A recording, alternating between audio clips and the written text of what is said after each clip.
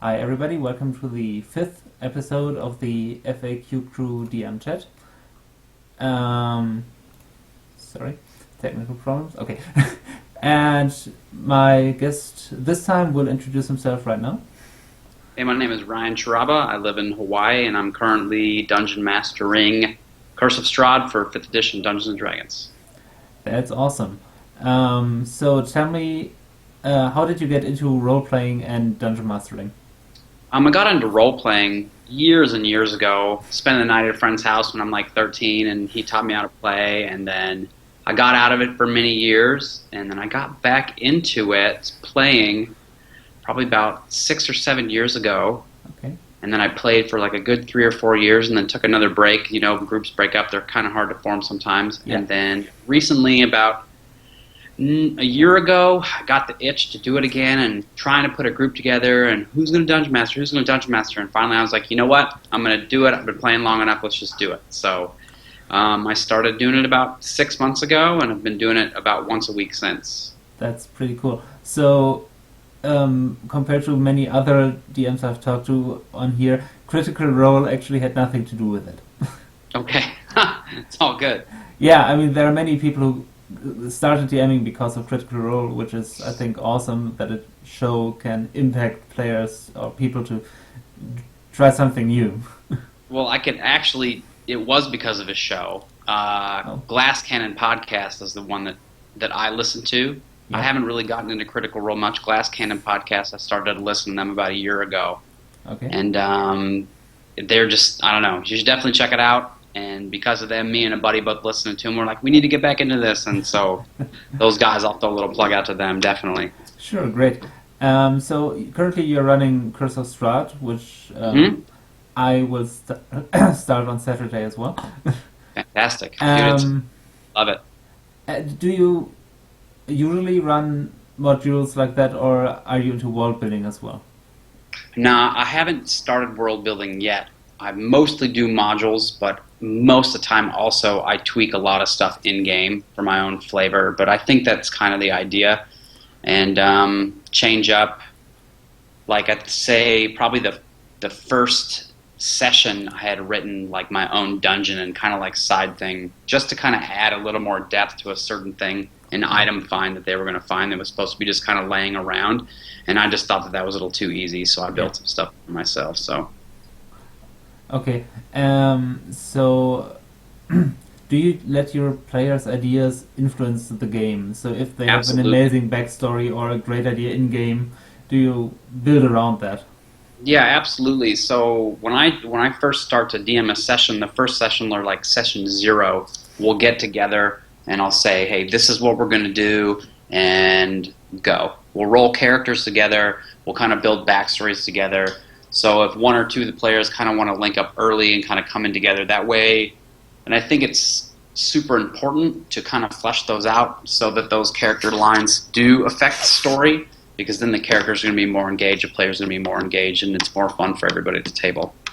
Yeah, I get that. We did that too for our current groups. Well, yeah, the online one and the offline one. Mm-hmm. So what type of campaign do you like, or what part of the adventures do you like to DM the most? Is it the role-playing, the exploration, the combat? What's your favorite? Man, it's gonna vary depending on the situation. But for me, honestly, I really get into the characters and the exploration. Yeah. And I try to carry those over into the combat, like making so. If somebody rolls a critical, I'll say, hey, tell me what happens. You know, don't let me do everything for you, you know. Or if somebody has a killing blow, like, how does your character react to that? Or if something's particularly gruesome, like, try to pull it out. So when you're playing with a new group sometimes, or like 3 people at the table that I'm playing with now, one of them is my 15-year-old son, who super excited about that. They're new to role-playing games, and they're used to playing Warcraft or Skyrim or something that's just them and the TV screen by themselves. They don't really get how much fun Dungeons and Dragons is until that unexpected RP aspect kind of finally kind of flies out, and then like, oh my goodness, that was the greatest thing ever. So just the unexpected things that happen at the table are the most fun for me.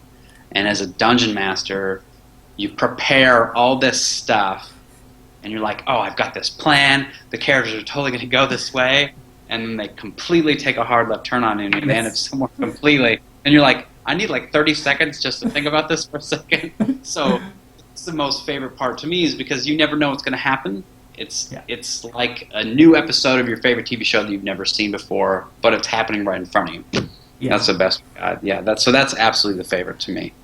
I agree. You spoke about, well, preparing and players doing something you never even thought of. How much preparation time do you actually put in for a session and for a campaign? It's funny that that's a funny question, because for almost 3 sessions, I've prepared like almost the exact same content, and every time they're going a different direction. So I probably I don't spend a ton, but I'd say if we play once a week, I will read/study half hour to an hour per day. Okay. And sometimes it's like, I feel like it's enough, and then sometimes I'm like so prepared on this that and then I'll just go, I'm going to read everything that's surrounding it just in case they go left.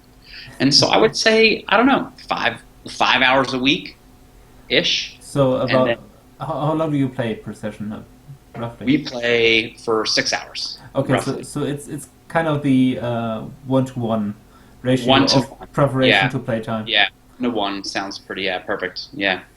Okay, I always feel bad when I hear that, because I improvise a lot. Oh yeah. So most of my note taking actually happens during or after the game. Yeah, just I to know, right? Fix what I did. Yeah, I take more notes. Yeah, but that's the best part too, you know. Yes. And I feel bad on occasion, because I am a really big fan of modules, and I think for the most part, I think 80% of the gaming that I've done has always been from modules. Okay. And I think that's because most of the people that I've always played with are always professionals in some sort of way, and they're all working full time, and they got families and stuff. And I would love, like, I have tons of ideas and would love to build my own world, but it's just like I don't know where I would get that time from, and I don't really have anything I can brush off my plate at the moment. So, but then, you know, the first page of any player's guide or dungeon master's guide said, hey, these are guidelines. Yeah. Do this for you. This is a hobby. Don't take it too seriously, but, you know, it gives you an opportunity to really take what they've given you to make it your own. Oh, absolutely. So, another question. You said you play with your son. Was it his idea or your idea? So, he actually just moved here a month ago. Okay. And over Christmas, we were on Skype, and I was like, hey man, do you want to try this out? And he's like, sure. So I remember I had actually sent him the starter set from Amazon. Oh, nice. And so he cracked it open, and he's like, I'm going to try this character. And there's this little one-on-one adventure that I got from Drive-Thru RPG or something. Okay. And I ran him through that, and we were both extremely surprised. Number one, he was surprised. He's like, I had no idea. This is so much fun. And he was like talking about it every day. And then I was surprised that, coming from somebody who had come from such a video game background where everything was kind of laid out for you, how creative and kind of slow moving he was. He's like, oh, I do this, and the hand gestures, and he was like, he got really into it right away. And so when he was moving here, I was like, hey, we have a regular game. Do you want to get in on it? And he's like, absolutely yes. Great. And so then when I talked to the group about it, there was 5 of us at the time, myself and the 4 players, and I said, hey, we're finishing this up. We're going to dive into Curse of Strahd, and I'm going to bring Andrew in. And they were all like super pumped for it and really excited to have him in. And it's been a really positive exchange for everybody. That's wonderful. That's a great thing. Okay, so, and I checked your Twitter timeline for a bit.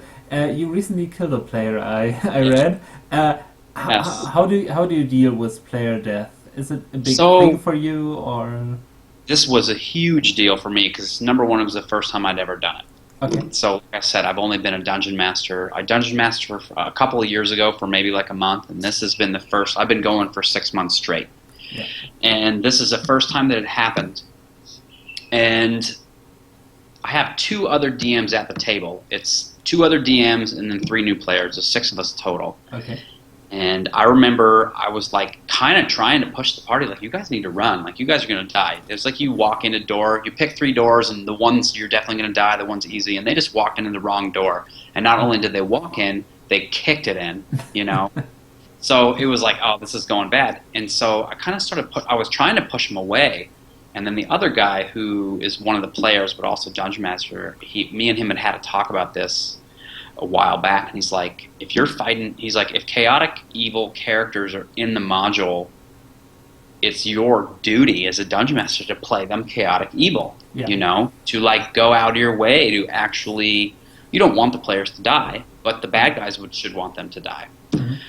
So I RP'd as much, like trying to explain the danger and trying to get them out of there. But then once it was like, okay, this is going to happen. Like, it was just a thing. And then while the character was like meeting his demise, which was totally heroic. Okay. And it was actually totally heroic. So it actually worked out really in his our kind of last minute thing actually saved the other 4 players. So they were able to get away. Awesome. So from a storytelling standpoint, I'm super excited that it happened. Yeah. And then as soon as it happened, I said, okay, we're going to take a break. Mm-hmm. You guys figure out what you're going to do. And then me and him pulled aside immediately. And I said, okay. I said, these are your options because we're in Barovia. Yeah. Which is, you know, I'm just not going to drop another PC that will group a Neverwinter into the game. Like, it just doesn't make any sense. Yeah. I said, you can play this or this. These would be the classes and races that are available because this is why it makes sense. And I said, as long as the backstory can make sense and compute with the game mechanically, then I'll even let you have the same starting level or a couple levels behind, depending. And so we were able to find a really creative way to fit him in there. And actually it was kind of cool because then I was able to give him a little, because he came from a character inside of Barovia, he was able to bring a little bit of information that the players had been missing for a while too. Nice. So story-wise, it actually worked out really well. Yeah. And the player didn't go out like a punk, so that was good. Yeah. And all in all, I mean, I'm sure you saw the picture on Twitter. Like, I was like, dude. And he took, that's the guy that died actually took that picture of me while it was happening because I was like, so, because, I don't know, it's one of those games that you try not to take too seriously, but if you're a serious gamer, it's a serious thing. Yeah. And it was a really amazing moment. And I remember my kid, we were driving home, like we always leave around midnight, we're driving home, he's like, just shaking his head. Just like, I don't even know what to say. Like, he's like, I can't believe that happened. I was like, hey man, that's why this is the best game ever. And that's why it's always going to be better than video games. It will always be better than virtual reality. Absolutely. You know? Yeah. So it's great. And now the group knows the stakes. Yeah, for sure. For sure. And that was cool too, you know. Because there was definitely a part, like during that combat, and I don't want to give any spoilers away for anybody who's going to play Curse. And during that combat, there was a time when I was like, they're going to run in the door and turn right away and run out. And then I was like, then there was a moment, like 1 minute later, I was like, everybody's going to die. I was like, okay, they're all going to get away. Nope, those 2 are definitely going to be dead. Nope, okay, now they're going to get away. Now it's going to be just that person. And then at the end, it just turned out, it was crazy. You know, it was really awesome. Yeah. It was a great, I recently had a player die because of bad rolling across the board. That was kind of frustrating even for me. I mean, it was, I think, 6 rolls that just were awful. Yeah. And it killed him in the end. Yeah, it's really tough. But you know, that's part of the thing too. Yeah. You know, the Dungeon Master, the players, and the dice. Like, it's the 3 things that all actually have it's like 33%, like even split of the storytelling. You know. Yeah. And it happens. Okay. Yeah, definitely. You said you have been role playing a while. Yeah. Only D&D or other systems as well? And Pathfinder, D&D, Pathfinder, and then I played Deadlands. for like a couple one-shots, and then a hero system one-shot I played years ago with some friends who were like totally into it. I've always preferred the D20 system for me. So yeah, I can understand that. So, what's your favorite module so far? My favorite module so far, man, Curse of Strahd is really good, and my buddy Scott is running Out of the Abyss, which is just so good. I really, really enjoy that. And then Pathfinder, I played, I think 2 books into, what's the one with Serpent's Isle? I can't remember what it's called. You got it there. Yeah, I'm not sure. I'd have to look it up. But I think Out of the Abyss, man, is as far as a player goes, Out of the Abyss is new. And 5e really surprised me with how good, like getting back to some really quality writing. But at the same time, some of it is intentionally vague. And Scott, the guy that's running it, he's a fantastic DM, and he's super gritty, and he keeps it really real. And it's like every time, like I'm just sitting at the table, like just waiting, like what's going to happen next? What's going to happen next? Just so excited. So, and maybe that answer is something recent because those are the ones that are most recent. We've been so immersed in it lately, and I hadn't played for like 3 years before. So, but I don't know. I'm going to plug the 5e stuff, man. I'm really, really enjoying it lately, and they're learning a lot. And I know even the starter set that I ran was really good. It was.